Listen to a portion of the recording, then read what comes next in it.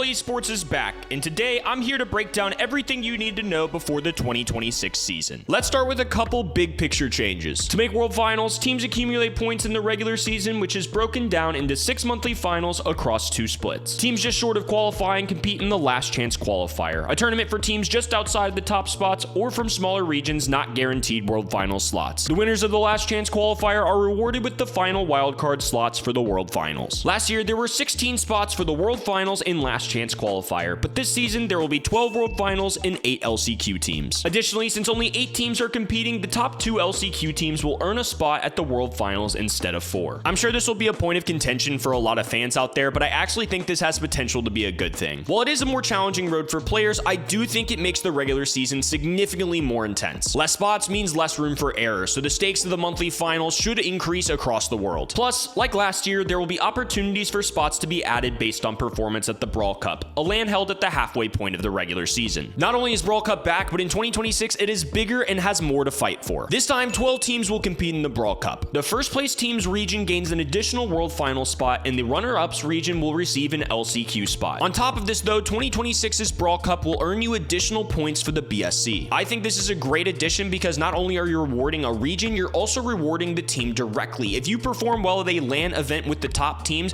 you deserve points towards the end of the year. I want to see those teams that perform well at LAN have another shot at the World Finals. And finally, what many of you are most excited for, exclusive rewards for watching the Brawl Stars Championship are back. If you're a new fan, the easiest way to do this is to make predictions on event.brawlstars.com. Now that the big picture stuff is covered, let's get into the drama and top teams from the biggest regions in the world. Starting with East Asia, the 2025 World Champions are officially staying together with Crazy Raccoon. Tensai put himself in a category of his own with a 3rd World Championship, and the team should once again be poised for greatness. Don't assume this region will be straightforward though. After all, the World Champs finished the regular season 4th in East Asia. With Rostermania sweeping the globe, the most notable change in East Asia has to be with Zeta Division. Zeta were the #1 team in the region for 2025 and finished 3rd at the Brawl Cup. However, they had a disastrous World Finals where they went 0-2. Understandably, it's hard to bounce back from that, and the team's solution was dropping Levy. After debating a couple players, Zeta Division added Batman, a talented player from Reject in 2025. Once Batman was added to Zeta, Reject decided to add Levy, making this a clean swap of players. Selfishly hoping we get a match between Zeta Division and Reject in this opening month, because there's no way that won't be personal. I think CR and Zeta should be the favorites, with Reject closely behind entering the season, but there's a few other ones to keep your eye out for, such as SKCEA, Rival Esports, and Legend Kenji. Next up is EMEA, which is the region I'm most excited to watch this month, and it's because Rostermania was insane. The only 2025 playoff trio in the entire region that fully re-signed is Humble. The 2024 World Champions and 2025 runner-ups are playing together for a 3rd straight season and should be the EMEA favorites considering all the team swaps. That means the other 8 EMEA playoff teams either disbanded or had at least one member swap. There are a ton of fun teams to watch out for, starting with EMEA's 2025 first place team, SK Gaming. Joker departed the organization and rejoined Reply Totem, where he competed in 2022 and 2023. Most notably, this squad won the Mobile Masters, a massive global LAN that took place in Tokyo. Reply Totem have shown solid results in the past, but I'm curious to see where their 2026 rendition shows up in the leaderboards, considering they've been an LCQ team for 2 straight years. Both years Joker was at Totem, the team finished 2nd in EMEA, so they will be burdened with similar expectations in 2026. As for Joker's replacement, SK Gaming signed 2023 World Champion Navi, who was one of the key pieces in the EMEA offseason. With this roster, SK Gaming should have a similar expectation of taking one of the 3 World Final slots like last year. Navi was with Garo and Meow for 3 years, but the World Champs have gone their separate ways for 2026. Notably, Garo signed with Drajan Lana at Navi, which makes its return to the EMEA region for the first time since 2023. Drajan Lana had been on several teams together, including qualifying for the World Finals in 2022 and 2023, so I expect them to make a run at the postseason spots in the region. With the players of their 2025 team breaking up, Foot Esports signed an entirely new squad of superstar Angel Boy, Nob, and rookie Guesty. Angel Boy and Nob played together in 2024, and Guesty has been highly anticipated in the Brawl community. Team Heretics, the 3rd place finisher in EMEA for 2025, welcomed back iChaos, who added Marco and Subim, 2 promising players from Novo's top 12 World Finals team. Marco and Subim had the comfort of learning and growing with minimal expectations last year, but by signing with TH, they no longer have that luxury. With Marco and Subim heading to Team Heretics, Novo Esports signed Terry, a Japanese player for Rival Esports in 2025, who is transferred to EMEA to compete with Enraged and Filippo. Enraged and Filippo finished top 12 at the World Finals, and adding Terry has potential to be a really cool fit. I'm expecting this region to be be highly entertaining and cutthroat all year long. Well worth watching considering the Rostermania and the fact that this region went from 9 postseason slots last year to now 4 currently allocated. Over in South America, the top roster for the past 2 years will run it back for a third. They got the best World Finals result for a team in South America since 2021 with a quarterfinals appearance and are my regional favorites heading into the year. Outside of this, there are several new teams that have popped up. SKC SA re-signed RHZ and Christian and added Pekka, who has been on top SA squads dating back to 2021. Other top players signed by orgs include Eternal SA's Jubileo, Kawe, and Motep, and New Heights Gaming's Portox, Wesley, and Perosi. Last year, this region was the Wild West, so I'm curious if 2026 will show Loud pulling away from the pack or if it'll be just as crazy. I'm expecting Loud and SKC to take the top 2 spots with close competition for the third. Finally, North America shook things up across the board. Most notably, Tribe Gaming, who won 4 of 6 monthly finals last year, released Zeus and added Diego Gamer, a breakout player from Elevate and a substitute for Team Electros at LCQ in 2025. Only 2 NA playoff teams stuck together, including World's Top 8 STMN and Vatic, which was previously Team Electros in 2025. KDS Esports signed longtime duo Bobby and Sands and added Patchy. All 3 finished top 3 in the region last year and will be looking to do the same in 2026. There are also several FA teams with great players like XKCP, Crow Nesting Esports, and Code OG who will certainly be a part of the discussion in North America. Finally, the team I'm most excited to see debut in NA is Team Electros' new roster of Doen, Snoy, and Memon. I believe this team is legitimate and has a chance to surge up the leaderboard despite being new to the BSC. I think of all the regions, I'm currently least confident in what the result's going to be for North America, which means it's going to be a pretty entertaining one to watch. If you enjoyed this video, be sure to drop a like and subscribe to the channel. We'll be covering Brawl Esports all year long, just like last season. If you want to get pumped for the new season, be sure to check out my video on Crazy Raccoon's historical 2025 run. And with that being said, we will see you all in the next one.